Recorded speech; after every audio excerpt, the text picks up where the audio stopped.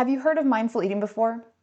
If you have, I bet you're picturing a person eating a small raisin over the course of 5 minutes. You might think of mindful eating as this tediously slow process to meticulously make your way through a piece of food. But today, we're going to explore what mindful eating really is and discover why and how to practice it.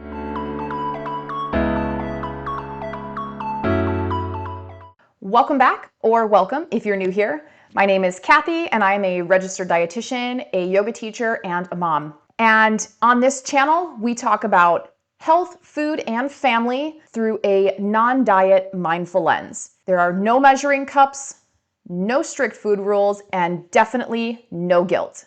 Let's dive in. It's August, and we are gearing up for our kids to go back to school.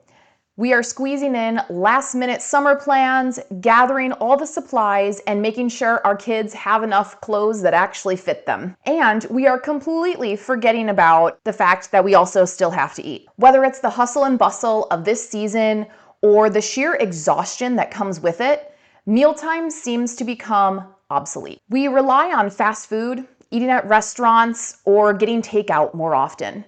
We stop making food at home because, let's face it, cooking at home means more dishes to wash, and adding one more chore on our ever-growing list of things to do every day just feels way too overwhelming. While ordering food is very convenient, it is also quite expensive.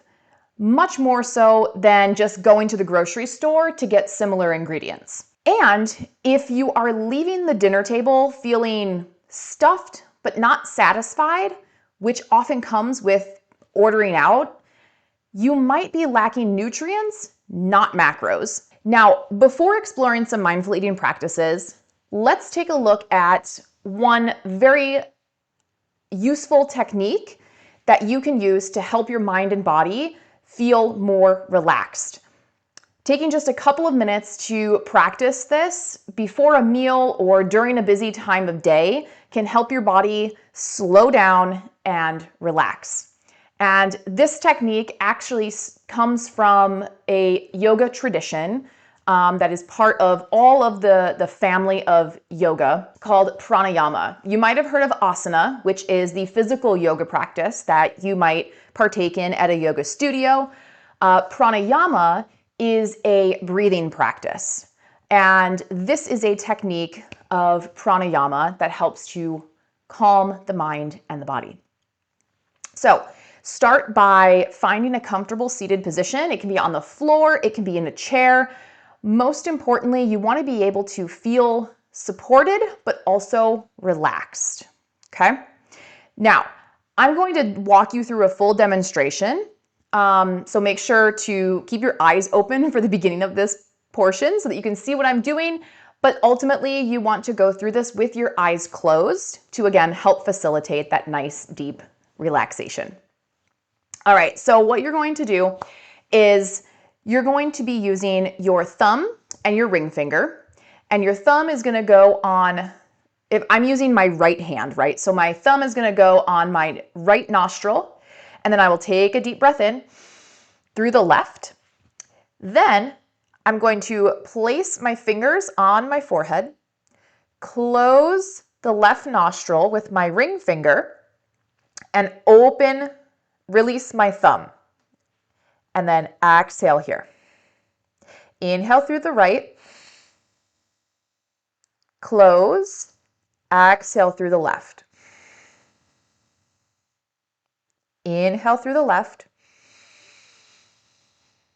close, exhale through the right. I'll do one more. Inhale through the right, close, and exhale through the left. So, breathing in through the right, exhale through the left, inhale through the left, exhale through the right. That is one full round.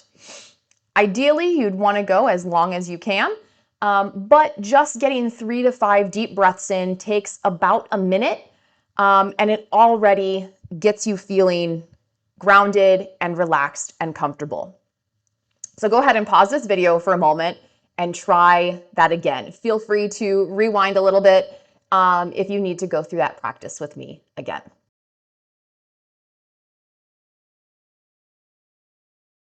Now for some tips on mindful eating at mealtime.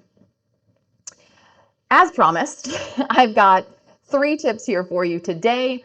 Tip number 1 is plan ahead. Now, you might be thinking, what does that have to do with mindful eating? Well, I'm here to tell you that planning ahead sets your future self up for success in order to be mindful and be creative. I'm not talking about meal prep, although that is one form of planning ahead, but I'm talking about the absolute most basic way to plan ahead is to keep a general theme in mind for each day of the week.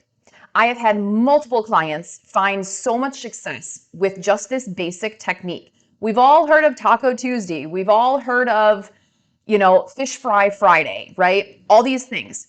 Take that into your own kitchen and come up with a strategy of routine of your family's favorite meals. So maybe it would look like pasta on Wednesdays.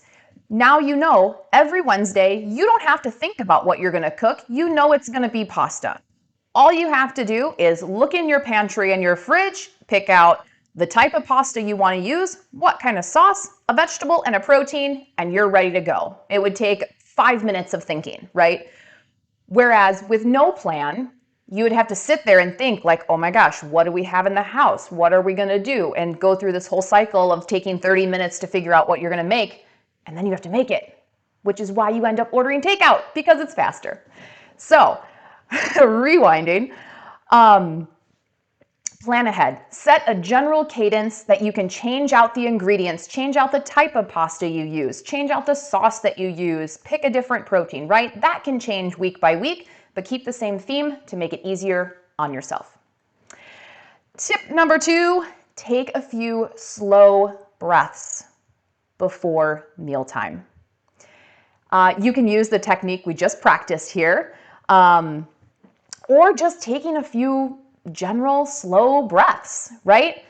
Our bodies actually digest food better when we are in a relaxed state. So when you're rushing around the kitchen, frantically making food and then calling everyone to the table and running around and everyone's got to scarf down the food because we have 10 minutes before we have to get out the door, your body is in fight or flight mode. It doesn't want to digest. It wants to send all the blood to your muscles so that you can run, right? Take a few slow, deep breaths and essentially tell your body that it's time to relax so that we can eat and digest and move on with the rest of our day. Tip number 3, savor your meal, okay? This doesn't mean you need to spend 3 hours every night having a 10-course meal, but what it does mean is that you gather together as a family at the very least once a week, more often if you can, but I get it, we're all busy.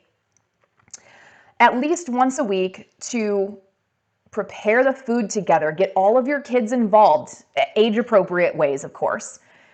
Prepare the food together, eat together, set the table, clean up together, and just talk to each other with no distractions, no TV, no phones, no other things going on. Talk to each other. And it might feel weird and new and different at first, but over time, having these family meals together becomes super magical. You learn about people, you build trust with each other, right? And you get to know your family members on a deeper level. And it becomes this absolutely beautiful thing. So I know we are in the throes of the final weeks of summer. I'm right there with you, I promise. But now is the time to plan ahead and ease your way into new routines because you know they're coming. Make it easier on yourself by planning ahead. Think of your future self and what they want you to do now, right? And try to get ahead of that. So if you're ready to step away from diet plans, stop cooking separate meals for every member of the household, and build a peaceful relationship with food that lasts years beyond this busy season, make sure to download my Mindful Moments Nutrition Guide, which is linked in the description below. And of course, I would love to hear from you in the comments below. Which of the 3 tips from this video are you most likely to start implementing today? Is it the planning ahead, taking slow breaths, or savoring mealtime? Let me know in the comments which one you are going to start trying today, and I'll see you in the next video.